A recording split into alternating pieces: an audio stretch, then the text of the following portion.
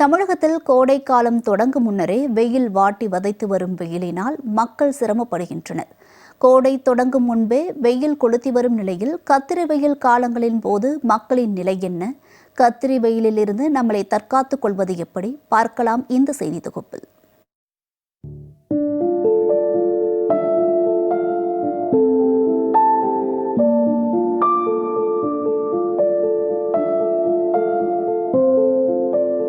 தமிழகத்தை பொறுத்தவரை பிப்ரவரி மாதத்தின் கடைசி வாரங்களில் இருந்து வெயிலின் தாக்கம் தொடங்கிவிட்டது.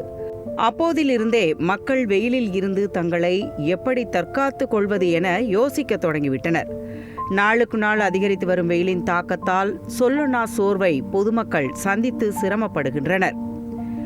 ஏப்ரல் முதல் ஜூன் வரை வெயிலின் தாக்கம் காணப்பட்டாலும் மே மாதத்தில் நிலவும் கத்தரி வெயிலை கண்டு கலங்காதோர் யாருமில்லை. ஏனெனில் கத்தரி வெயிலின் காலத்தில் தமிழகத்தின் பல மாவட்டங்களில் வெப்பநிலை 100 டிகிரியை எட்டும்.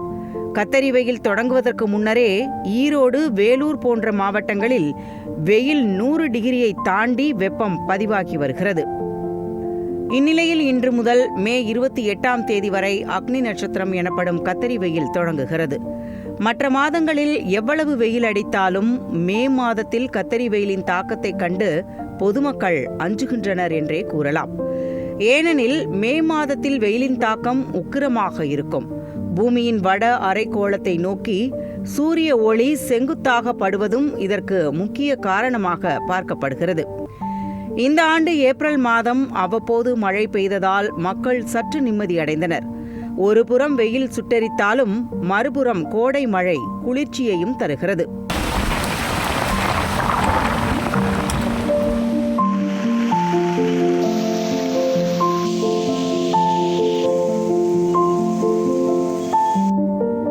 வானிலை ஆய்வு மையம் கொடுத்திருக்கக்கூடிய தகவலின் அடிப்படையில் தமிழகம், புதுவை, காரைக்கால் பகுதிகளில் வெப்பநிலை இயல்பை விட 2 டிகிரி முதல் 3 டிகிரி உயர்ந்து காணப்படும்.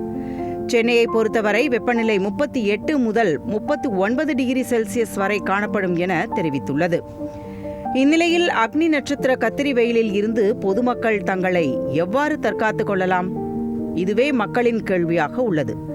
கோடை காலங்களில் பொதுவாக நிறைய நீர் ஆகாரங்களை உட்கொள்வது நம்மை வெயிலின் தாக்கத்தில் இருந்தும் டீஹைட்ரேட் ஆகாமல் பாதுகாக்க முடியும். வெயில் காலங்களில் மோர், இளநீர், நுங்கு, தர்பூசணி பழம், கிர்னி பழம் உள்ளிட்டவைகளை சாப்பிடுவது உடலுக்கு நல்லது. உடலுக்கு குளிர்ச்சி தரக்கூடிய நீர்ச்சத்துமிக்க பொருட்களை உட்கொள்ள வேண்டும். உடலுக்கு சூட்டை ஏற்படுத்தும் உணவுப் பொருட்களை தவிர்ப்பது நல்லது.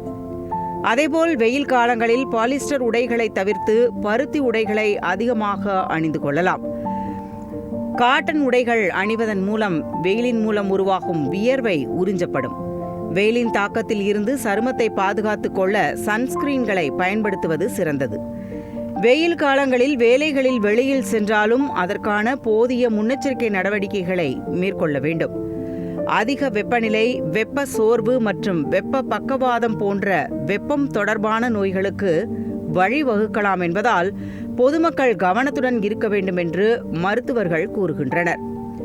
நண்பகல் 12 மணியிலிருந்து பிற்பகல் 3 மணி வரை வெயிலின் தாக்கம் அதிகமாக இருக்கும் நேரங்களில் பொதுவாக வெளியில் செல்வதை பொதுமக்கள் தவிர்க்க வேண்டும். இவ்வாறு வானிலை மையமும் மருத்துவர்களும் அறிவுறுத்துகின்றனர்.